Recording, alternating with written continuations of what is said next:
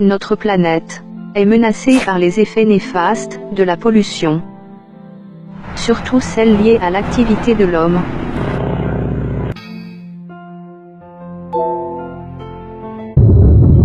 Exemple, la pollution industrielle.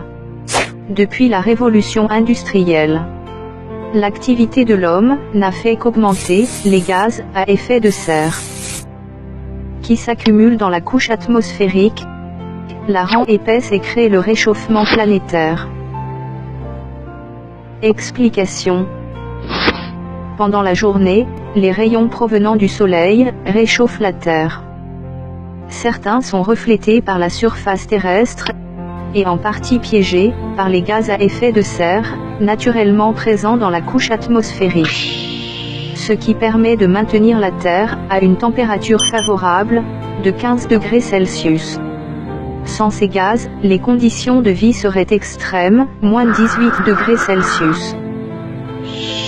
À cause de l'accumulation excessive des gaz, provenant des industries, dans l'atmosphère, les rayons reflétés par la Terre, sont de plus en plus piégés, et causent une augmentation de la température, qui conduit au réchauffement planétaire. Les marées noires. Le déversement des produits pétroliers dans la mer, dû à un naufrage ou à une vidange sauvage, cause la mort de plusieurs espèces aquatiques. Tout comme les rejets d'usines et urbains, les marées noires répandent leur pollution, à grande échelle sur le continent, du fait de la circulation de l'eau.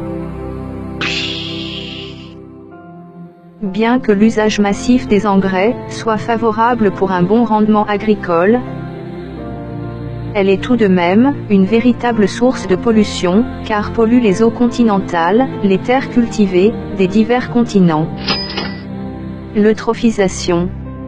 L'excès d'engrais stocké dans le sol est ruisselé par les eaux de pluie et va se déverser dans un cours d'eau, dans lequel ils vont permettre la croissance rapide des algues, et vont former le bloom alga en surface, qui empêche la pénétration de la lumière, réduisant ainsi la photosynthèse. Après la mort des algues, ils s'accumulent au fond du cours d'eau, et sont réduits par les décomposeurs, qui épuisent l'oxygène, et causent la mort de nombreuses espèces. La déforestation. La coupure excessive des arbres. Pour des problèmes d'urbanisation, des travaux champêtres, et des intérêts des entreprises, ne fait qu'augmenter le taux de gaz carbonique. Tout ceci n'est pas sans conséquences. Le changement climatique entraîne de fortes pluies, des inondations, des tempêtes, des ouragans, ainsi que les feux de brousse, près de 30% de gaz carbonique dégagés suite à ces feux. La fonte des glaciers inonde et oblige les populations à quitter leur logement. La disparition de calottes glaciaires est un danger pour les ours polaires. Plusieurs se sont noyés, après avoir nagé des kilomètres, sans possibilité de repos. Les problèmes d'eau potable. D'ici 50 ans, 40% d'habitants de la planète, soit à peu près 2 milliards de personnes, seront confrontés aux problèmes d'eau potable. Ceci est dû aux effluves industriels et urbains, à la fonte accélérée des grands glaciers, principale source d'eau potable dans certaines régions du monde. Vecteur des maladies infectieuses. De plus en plus, les moustiques apparaissent dans les régions où on ne les avait jamais vus. 30 nouvelles maladies ont fait surface les 25 dernières années, à l'exemple d'Ebola. Globalement, le rythme d'extinction des espèces est aujourd'hui 1000 fois plus élevé que dans le passé.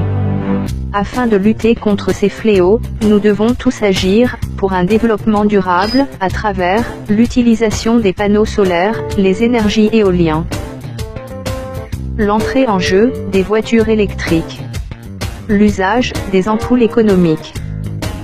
Le reboisement des sites d'exploitation tels que la forêt de Yabassi. L'utilisation des matériaux recyclables. Évitons le gaspillage d'eau, un Américain utilise en moyenne jusqu'à 300 litres d'eau par jour. Favoriser les transports communs, à ceux individuels. L'utilisation des vélos, pour les déplacements locaux. Ce programme vous a été proposé par les étudiants de l'Institut des sciences halieutiques, ISH, de l'Université de Douala à Yabassi. Notamment, Manga et Sommet Chrétien Marc, et Boyogino Bidias Diane. Distribué par Asobo Dieudonné. Contact.